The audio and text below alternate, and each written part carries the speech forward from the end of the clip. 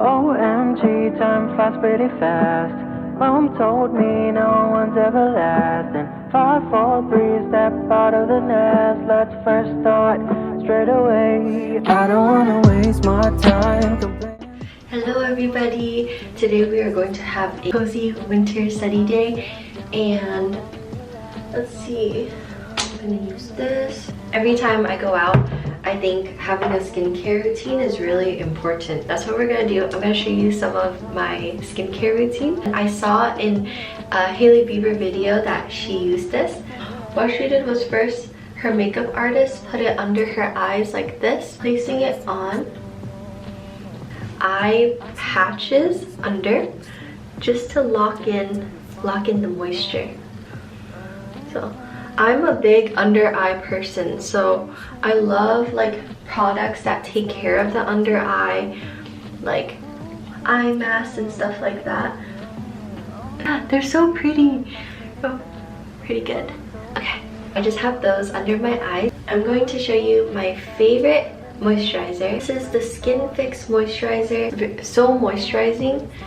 And so I'm actually gonna put this around my whole face, but just for now, since the patches are on, just gonna focus on places where it gets dry for me, which is around my mouth and in the center of my face right here.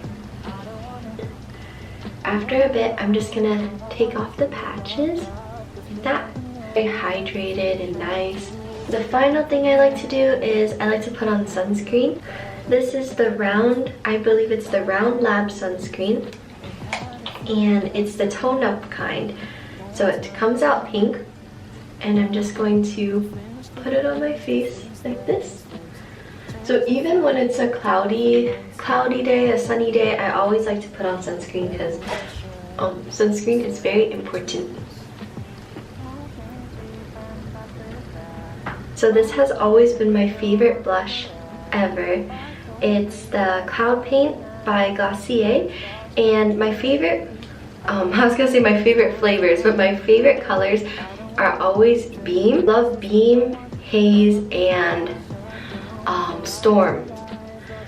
So then I love cloud paints though because they're just so simple and they make you look just effortlessly beautiful, and all you need is your fingers.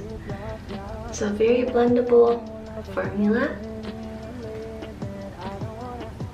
That's it. So this is a great makeup look for if you're going to the gym for a very light workout, or just like going to the library, nothing too heavy. For me, my number one thing is if I'm going out throughout the day, I don't want my skin to feel heavy with any products and stuff like that. Let's get our day started. So even though this video is about how to have a cozy study day, I want to challenge the notion that coziness means total comfort and not challenging oneself. However, today we're having a cozy study day by doing a light workout beforehand, because I feel like to really ease into comfort, we have to feel very confident within our own strength in our bodies and our mental well-being. That's the John Harvard statue. That's where the education school is. And right now I'm going to the law school library because it's really pretty. And oh, let me show you also. I think this view is really nice too. The next part of this cozy winter study day is exploring. Wherever you are, whether it be in your hometown or a new school city, I feel like exploring is one of the best things we can do to scope out where we feel most comfortable, and it's also just fun to explore. There's also a study that finds that when you're outside, the fresh air increases oxygen levels in your brain, which increases serotonin levels. So this is a great way to feel better, feel happier, and just enjoy being outside. Austin Hall. I think right now this building is closed, but I'm gonna head over to the library to do some journaling and goal planning for 2023. I love shadow videos, and that's Langdale Hall. And soon we are going to transport into that building, probably that window. Okay, but on this side it is not as sunny. It is actually pretty cold and chilly. The next step to having a cozy study day is to indulge in foods that make you feel good. So this could be something healthy and nutritious, or for myself, I indulge in a little bit of comfort food today.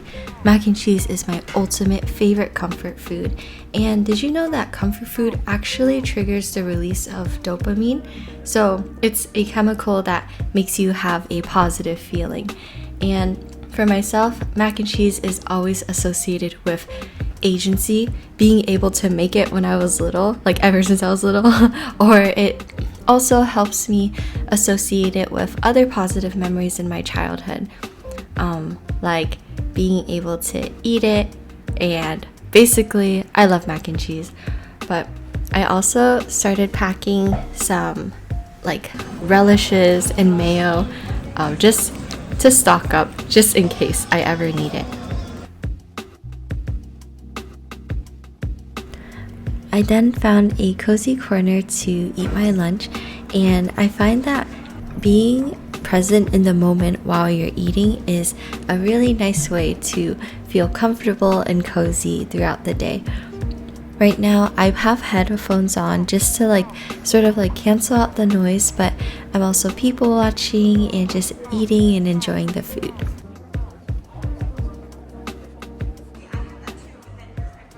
Now we are off to explore once more to find the perfect cozy study space, and I feel like I know just the place. In the law school, they have these cubbies that I'm going to show you very soon, and the library is beautiful and elegant, and when you're just sitting in that cubby space, it feels like a luxury study space. So I tried scanning my ID. Somehow it wasn't working, but then it eventually worked, so that was interesting. And then I found this cool archive space with a lot of old books, things about law, beautiful paintings, and I feel like the chandeliers really just made it that much more elegant and inviting. Live, love, love, 'cause we never know. Life's too short to be taken for granted. Funny how it all looks different. We got used to this new normal. I see everyone so distant, pretending to be fine alone. Well, I've learned to be more patient and stop judging the book by its cover. OMG, time flies pretty fast. Mom told me no one's everlasting. 5, 4, 3 steps. So I discovered the law school library a few weeks ago, and I knew I had to come back to show all of you. And so upon exploring, I found this really cool archive space and a little office where they let students bring in their own cup so they can brew coffee. And I think this is such a beautiful way to design a space conducive to studying. So when you're looking for your perfect study space, what are your non-negotiables? For me, I really want to be somewhere with natural lighting, and I also like having a space to myself. I study really well when I'm in a cozy cubby space rather than with other people. So those are two things that I look for. Studies also show that being surrounded by books is really good for your mental health. And so being surrounded by books is also something that I've always loved, but I didn't know until I read this study where early exposure to books in your home matters because the books become part of your routine and practices, but also it's overall just nice to be surrounded by books and inspiring.